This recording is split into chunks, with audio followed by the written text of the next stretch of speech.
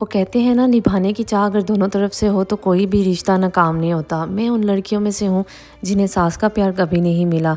मुझे नहीं पता सासें कैसी होती हैं, क्योंकि ना मैंने अपनी माँ को कभी अपनी सास के साथ देखा और ना ही मैंने अपनी सास के साथ कभी टाइम स्पेंड किया। मेरा यूएसए आने से पहले ही मेरी सास जो थी वो कोविड में चली गई।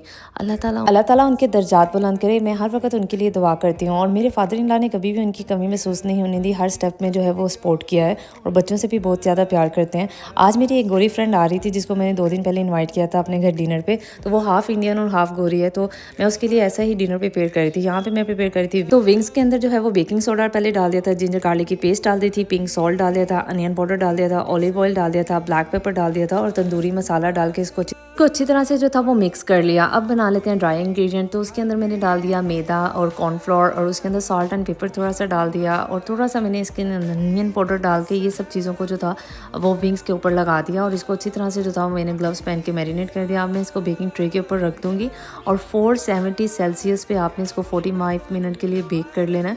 और साथ में यहाँ मैं बच्चों को कराती थी डिनर।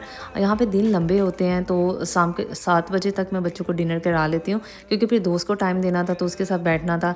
यहाँ पे मैं चिकन के लिए मैरिनेशन तैयार कर रही थी, वही पैकेट का शान का तंदूरी मसाला, लेमन, आप इसके अंदर योगर्ट ऐड करें, मुझे योगर्ट थोड़ा कम लग रहा था तो वो और डाल दिया, salt and paper, onion powder डाल दें और इसको अच्छी तरह से जो था वो मैरिनेट कर लें। अब इसके अंदर जो है वो आप सारा चिकन जो था वो मैंने ऑलरेडी क्लीन करके रखा हुआ था, वो फुल होल चिकन मैंने जो था वो लिया था और उसको मैंने मैरिनेट करके छोड़ दिया था। अब मैं यहाँ पे आ गई थी, मैंने इसको एयर फ्रायर में डालना था तो मैंने आधा चिकन जो था वो एयर फ्रायर में डाल दिया, आधा चिकन जो था वो दूसरे एयर फ्रायर में डाल दिया और दोनों को जो था वो 45 मिनट के लिए जो था ऑन कर दिया, क्योंकि टाइम थोड़ा था और मुझे जल्दी जल्दी सारे काम करने थे। गोरों को ना फ्रेश वेजिटेबल्स और सैलड डिनर में बहुत पसंद है, तो मेरे पास ये फ्रोजन वेजिटेबल्स पड़ी हुई थी। इनको मैंने जो था वो अच्छे से फॉइल पेपर के ऊपर डाल के ऑयल डाल के रख दिया था 10 मिनट के लिए स्टीम होने के लिए। जितनी देर मेरी स्टीम हो रही थी मैं सारे जो थे वो डिनर के बर्तन जो थे वो वॉश कर रही थी, घर थोड़ा क्लीन कर रही थी, क्योंकि मिस मैरी जो थी वो सुबह के टाइम आई थी और काम करके चली गई थी और अब मुझे घर को भी थोड़ा सा क्लीन करना था। घर ऑलरेडी क्लीन था, जस्ट बस थोड़ा किचन क्लीन करने वाला रह गया था।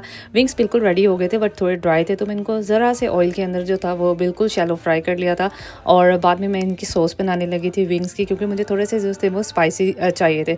तो बटर को मैंने मेल्ट कर लिया था और उसके अंदर डाल दी थी हॉट सॉस और अब सारे विंग्स को जो है वो इसके अंदर डाल के अच्छी तरह टोस्ट कर लूँगी और ये इतने मज़े के थे, इतने क्रिस्पी थे। अब बारी आ जाती है चिकन को डीप फ्राई करने की, तो कॉर्नफ्लोर और मैदे के पेस्ट के अंदर मैंने दोनों को डिप कर लिया और उसको जो था वो अच्छी तरह से मैंने डीप फ्राई कर लिया। और यहाँ पे फादर इन लॉ ने कहा कि मैं इनको जो है वो डीप फ्राई करता हूँ, टेबल अच्छे से सेट कर लो।